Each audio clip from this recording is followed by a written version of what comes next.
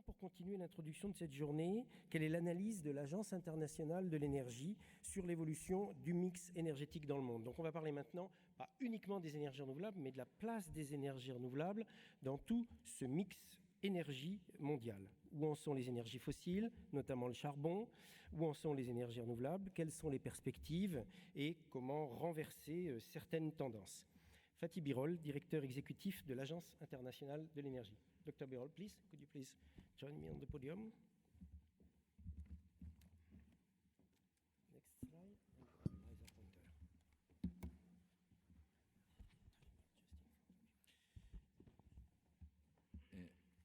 Excellencies, dear colleagues, a very good morning to all of you. It's a great pleasure to be with all of you here in this meeting. Many thanks for inviting me again. And very many thanks to place me in such a distinguished panel with two distinguished colleagues. Now, compared to last year, I can tell you that there is one good news and there is one bad news. Good news is the following. Climate change is moving very rapidly in the global policy agenda upwards. There are many indications to prove that, but if I can give you one of them, if you take, for example, Davos as a barometer, it is my 14th year, it was this year 14th year, I attend Davos meetings in a row as the chair of the Energy Board of World Economic Forum. For the first time, climate change was the key agenda item. It was the civil wars before, energy price increases, conflicts between the countries, elections in big countries, but this time it was climate change. And it was not only the climate activists who was pushing this agenda, it was also government leaders, energy company executives, investors, and others. This is, I think, the good news. The bad news is, in order to reach our climate goals, including Paris, we should be seeing a major change and acceleration in the energy transitions, as energy is responsible about 80% of all emissions. We do not see that this acceleration happening in the way that one would like to see. So this is the bad news, if I may. Now, I would like to share with you some of our thoughts about the renewable energy, but also the global energy system. Are we doing good? Are we doing bad? And where are we with the acceleration? Now, when we look at the past to see what happened in the last 100 years, very briefly, to tell you that the energy transitions can happen, and it can happen in any direction. In the 100 years ago, global energy system was dominated by coal, by far. Coal was the fuel which drove the Industrial Revolution. You all remember the novels of Emile Zola, Charles Dickens. This is the coal was the driver of the Industrial Revolution. It was the main factor. Then, 1950s, we have seen very strongly oil is taking a place, mainly coming from US and Venezuela at that time. And mid-70s, we see Middle East comes as an important player, and natural gas slowly but surely becoming a part of the energy mix. then we see that the natural gas increasing its share in the global energy use, but as a result of the price shocks, we have seen nuclear power becoming a part of the energy mix together with renewables. And when we look at today, we see that the renewables growing very strongly, but still has a small share together with natural gas. But to put the things in a context, ladies and gentlemen, we at the IEA, we look at the numbers. We like them or not, but we have to look at the numbers. I give you one number here in terms of climate change. Global coal consumption in the last 20 years increased by 65%. 65%. Because many people think we are coming to the end of coal or not. So this is an issue that I think we should keep in mind, 65% increase of coal. And there are some surprises on the side of the drivers of CO2 emissions growth. And we look at all the sectors. Which sectors are driving the global emissions growth? We have, of course, the usual industry drivers coming from the industrial sector, but power sector is by far number one. This is as expected. But another one, which I think is a surprise to many, the second driver of the emissions growth in the last few years came from the SUVs. When we talk about the car industry, we talk a lot on the electric cars, for which we have great hopes to see, but the champion of the car manufacturing industry in the last few years was by far the SUVs. 10 years ago, 18% of all the cars sold in the world was SUVs, and last year, 42% of all the cars sold in the world was SUV. So it means almost every second car sold in the world was an SUV. An SUV emits about 25% more emissions compared to a traditional car we have. So just to put the things in a context here. Another worrying trend is coming from the energy efficiency. In our fight against climate change, together with renewables, energy efficiency has a very important role to play. And we look every year how much the global energy efficiency improves globally.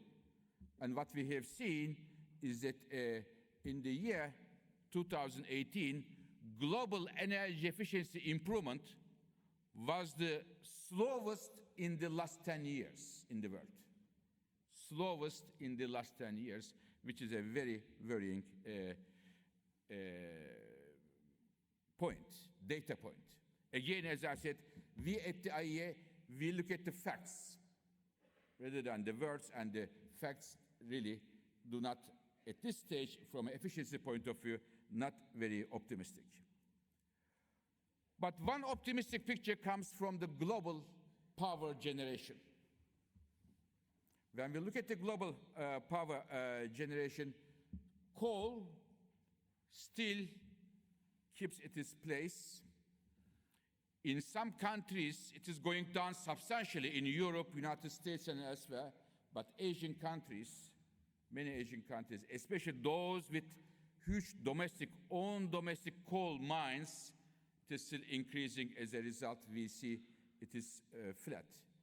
Gas is growing, and the nuclear power, more or less stable nuclear generation around the world. We see that the hydropower growing.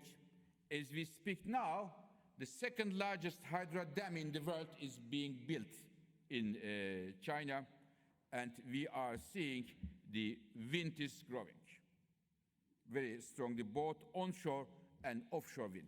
I want to make a footnote here that we made a report, special report on offshore wind very recently, highlighting the great expectations the IEA has from the penetration of offshore wind. We have the Danish Director General with us here. He have released this report in Copenhagen, the birthplace of offshore wind. We expect a major cost reductions in the offshore wind technology and will dominate the game, first in Europe and hopefully then the rest of the world. So big hopes for offshore wind. And globally, solar, growing very strongly. In my view, globally viewed, solar is the star. Will grow very strongly, and especially if the world follows the footsteps of Paris Climate Agreement, the growth of solar may be even higher. So this is a very important picture in my view, because it says that the future of electricity is mainly coming from renewable energies. This is an excellent news and a very important factor for all of us to understand. Now, this is good, but in energy, if something is good, there is always a but. What is the but here? But is the following. Consumers, we all want to have electricity 24/7. No question about that. But we all know that the solar and wind may not be with us 24/7 because they are naturally bound. And we have looked last year, all the countries around the world, 8,760 hours. How does the electricity consumption and the availability of solar and wind affect our systems? I want to very simply tell you that it is becoming a big issue. With the increasing share of solar and wind in our electricity mix, we have to make sure that the electricity is secure, electricity supply is secure. I want to explain you, for example, why it is important. European Union, just one data point. European Union, 2018, 15th of July. You may think it's any day, but for many French colleagues, it shouldn't be any day. But it was the final of World Cup, France against Croatia. Why it is important? Because that day, around 9 o'clock, in Europe, global European electricity consumption peaked very strongly. Televisions are on, lights are on.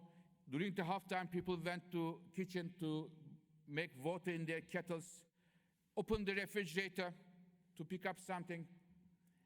And as it happens, there was no wind. And of course, at that time, there was no sun. So European electricity capacity had to be reinforced in order to meet that gap, a capacity which is equal to entire France capacity today. And we were almost able to save that everybody could watch the second half of the match, which was very important for many of you. So this is a key issue, and with the increasing share of renewables, this will be even more issue in the future. It was an issue for India. We have seen this. It is an issue in United States, in many parts of the world today. And again, with the share increasing, which is very good news, solar and wind, we will see that the problem will be much important, and not only in terms of the lack of solar and wind in the peak times, but the huge amount of solar and wind when the demand is not so high. What are we going to do with that? So therefore, my view is, for the decision makers, we have two jobs. One, increasing the share of renewables. Second, how to integrate them the most secure and most economic way in our power systems. And we see that the second job is now not very much recognized, and therefore the key word here is to build flexibilities in our power systems so that we don't have nasty surprises in our work. It is an area that the IEA is an expert of, working hard with many countries around the world and guiding governments in terms of the what kind of regulatory measures need to be taken. Now, ladies and gentlemen, as offshore wind, we have another very important opportunity in our hands, we believe. It is the hydrogen. During the G20 presidency of Japan last year, Prime Minister Abe asked the IEA to prepare a report about the state of play of hydrogen. And based on our report, which is the report which is widely quoted, we think that the hydrogen is a very versatile option which can be good for many, many things. Just three of them. It can help the problem I mentioned to you to store the renewable energies, long-term storage. We can use hydrogen for that. We can make use of hydrogen for the iron steel sector, for the cement sector, for the so-called hard-to-abate sector, because we should decarbonize not only our power systems, but entire energy system. Therefore, it can be also important there.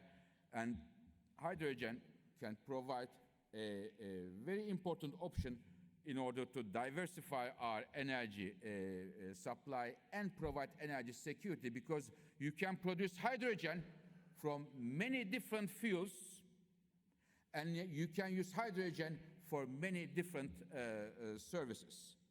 So again, this sounds very good. Where is the but? But it is still costly.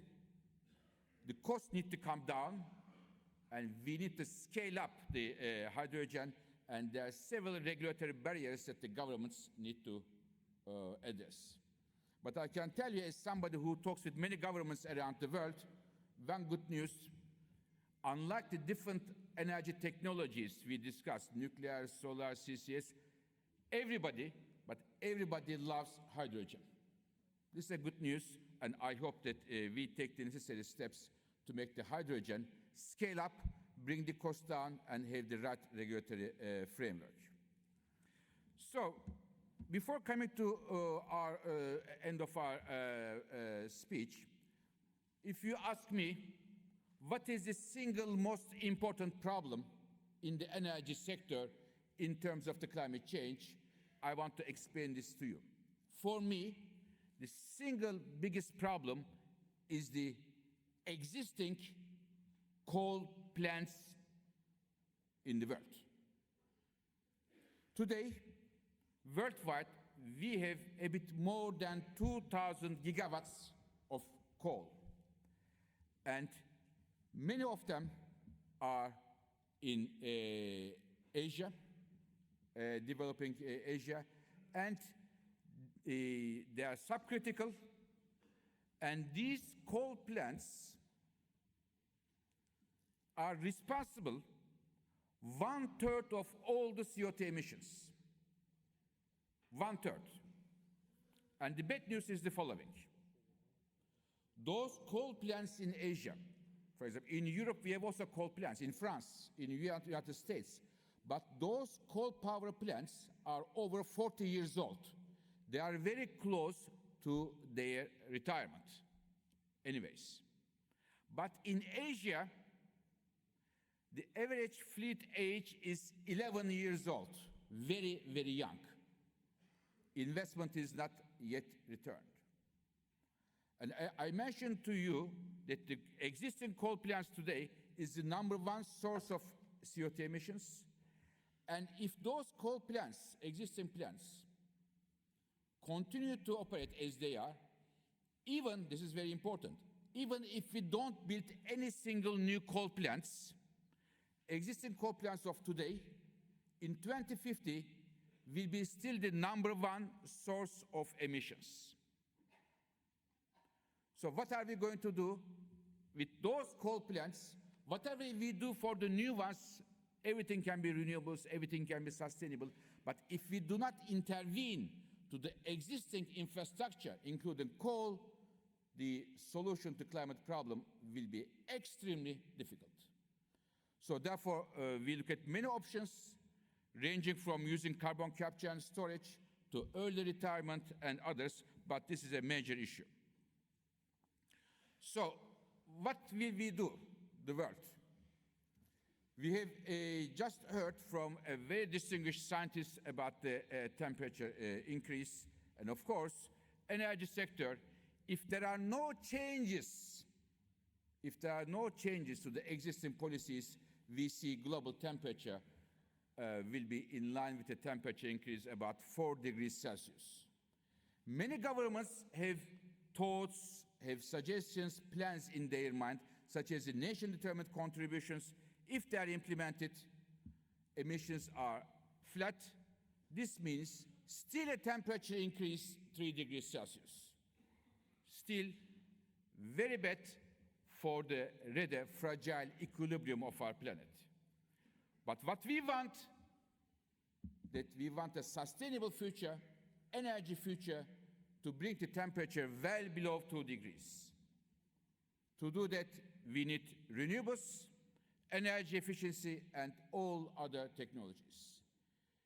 We think at the IEA, ladies and gentlemen, the order of magnitude of the problem is so big that we cannot have the luxury to exclude any clean energy technology out of the table. Of course, renewables and efficiency are critical, but also in the countries where it is accepted, nuclear power, carbon capture and storage, hydrogen, these technologies are also part of the solution. To finish my words, I would like to say that when we look at the current trends in the energy sector, they are far from being sufficient to address our problems both for energy security and climate change. Wind and solar growing very strongly. This is very good for all of us, but as I mentioned to you, we shouldn't only worry that what we will build should be sustainable. We should also worry what are we going to do with the existing infrastructure which still emits CO2 emissions, which will still emit CO2 emissions many years to come from different parts of the world. Let's do not forget, 1 ton of CO2 emissions going to atmosphere from Jakarta or from Lyon or from Detroit has the same effect on all of us. So we have to keep this, in my view, in mind. Investment is very important for governments to have the right view here, and we think that we have some colleagues from the oil and gas industry here to appeal to them that in our recent report we have found out that the oil and gas industry, even though they are saying that they want to be part of the solution, we have found out that as of today, only 1% of their capital expenditure goes to clean energy technologies. But there's a lot of room for those companies with huge their experience in engineering, large-scale project management, know-how skills, deep pockets. They can be definitely part of the clean energy technology acceleration, especially help to mature out some of the technologies such as carbon capture and storage, offshore wind, and CCUS.